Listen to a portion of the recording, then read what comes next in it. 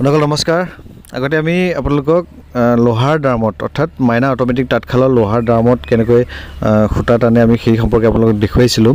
তো আজি আমি আলোচনা কৰিম কাঠৰ যিখন শাল, ইয়াতো আপোনাৰ ড্ৰাম ছিষ্টেমত আপুনি সূতা টানিব পাৰিব। তো কেনেকৈ টানিব লাগে এই ভিডিঅ'টোৰ জৰিয়তে চাম। তো বন্ধুসকল আহকচোন আমি ভিডিঅ'টো আৰম্ভ কৰোঁ। বন্ধুসকল এইটো হৈছে কাঠৰ ড্ৰামটো। ইয়াতে এপাত স্প্ৰিং লগাইছে। এই স্প্ৰিং পাত 100খন গামোচাৰ এটা হিচাপত তেওঁলোকে ফিটিং কৰিছে।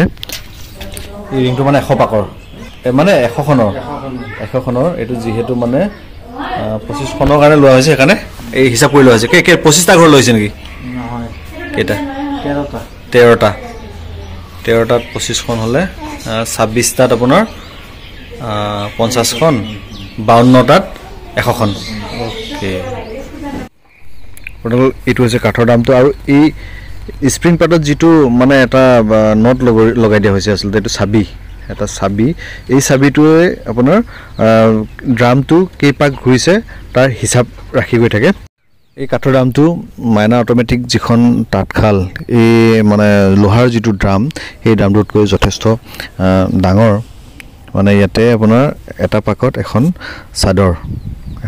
চাদৰ যিহেতু দীঘল, এখন চাদৰ মানে সম্পূৰ্ণ হয়। আৰু গামোচা ক্ষেত্ৰত কি হয়, গামোচা যদি আপোনাৰ দীঘল গামোচা হয় তেতিয়াহ'লে তো আপোনাৰ দুখন, এটা পাকত আপোনাৰ দুখন মানে মেৰ খায়। আৰু তো এয়া চাওক, কাপোৰ টানা আৰম্ভ হৈ গৈছে। ইয়াতে তেওঁলোকে 25খন কাপোৰ দিছে, 25খনৰ 13 পাক দিছে। এইকাৰণে এনে হিচাপত 12.5 পাকে লাগে দীঘল গামোচা, কিন্তু 13 পাক এইকাৰণে দিছে কাটিবৰ কাৰণে বা গামোচাৰ মূৰত সূতাটো দীঘলকৈ ৰাখি মানে এইটো মেৰাই দিবৰ কাৰণে। এইটো মানে সাধাৰণতে তিৱা গামোচাবিলাকত কি কৰে যে কাপোৰ যেতিয়া গামোচাৰ মূৰত মানে ধুনীয়াকৈ ৰছীৰ নিচিনা পকাই দিয়া হয়। এইটো কি বাতি কাৰা বুলি কয় দাদা? বাতি কাৰা। এইটো আমাৰ আকৌ ইফালে মধ্য অসমৰ ফালে কাপোৰ টানা বা সূতা টানা বুলি কয়। তো তেওঁলোক নামনি অসমৰ ফালে তেওঁলোকে বাতি কাৰা বুলি কয়। মানে য'ত যিটো চলে আৰু বাতি কাৰা বা সূতা টানা যিয়ে নহওক কিয়। তো আমি দেখিছোঁ যে এইটো মানে কাপোৰখন ববৰ কাৰণে আগৰ যিখিনি প্ৰস্তুতি, সেই প্ৰস্তুতিটো চলোৱা হৈছে। এয়া চাওক, আপোনালোকে দেখিছে যে এজন মানুহে ধুনীয়াকৈ ববিনৰ পৰা সূতাকেইটা, মই দেখুৱাম ববিনৰ পৰা সূতাৰ মানে ইয়াত লৈ ধুনীয়াকৈ এজন মানুহে সূতাটো টানি আছে বা বাতি কাঢ়ি আছে। এই কামখিনি আগতে আমি সৰুৰে পৰাই দেখি আহিছোঁ যে আমাৰ মা, খুৰী বা বাইদেউহঁতে 4-5 গৰাকী মানুহ লগ লাগি মানে তেওঁলোকে কি কৰে, ধুনীয়াকৈ যিটো মানে চেৰেকী, উঘা চেৰেকী লৈ মানে 4-5জনী মানুহে চোতালত দীঘলকৈ টানে কাপোৰ, মানে সূতাবিলাক টানি মানে কাপোৰ টানা বুলি কয়, আমি কাপোৰ টানা বুলি কওঁ।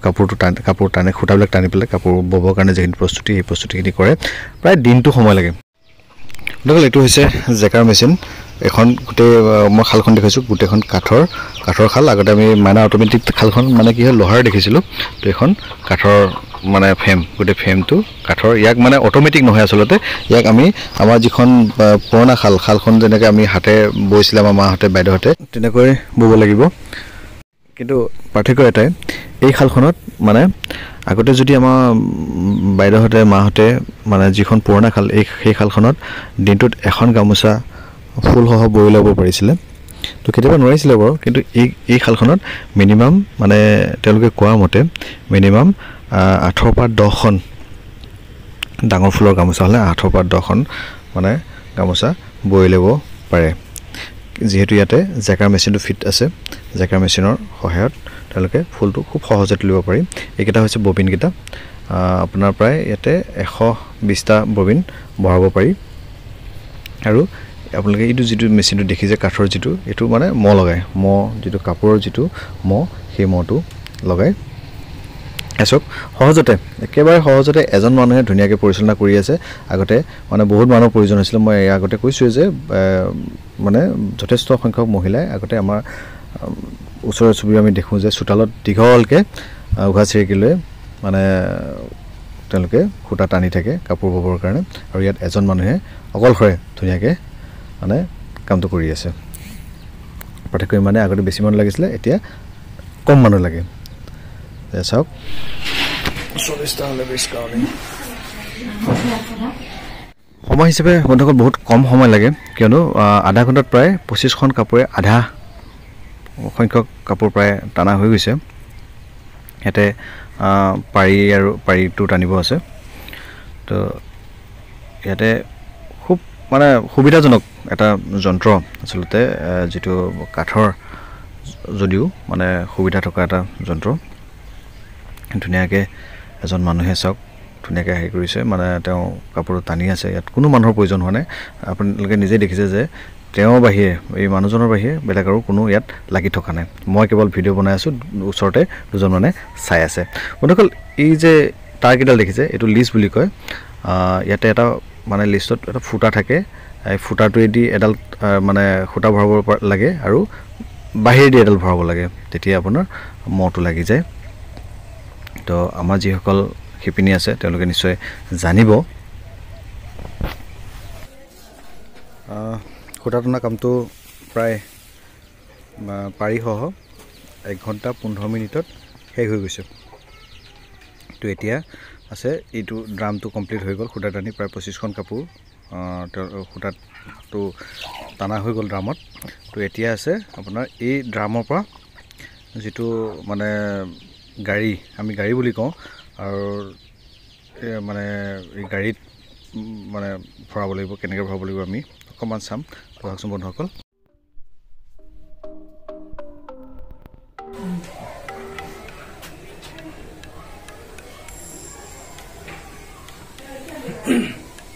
প্ৰতিটো ৰোৱা কেনেকৈ টানি ল'ব লাগিব প্ৰতিটো টানি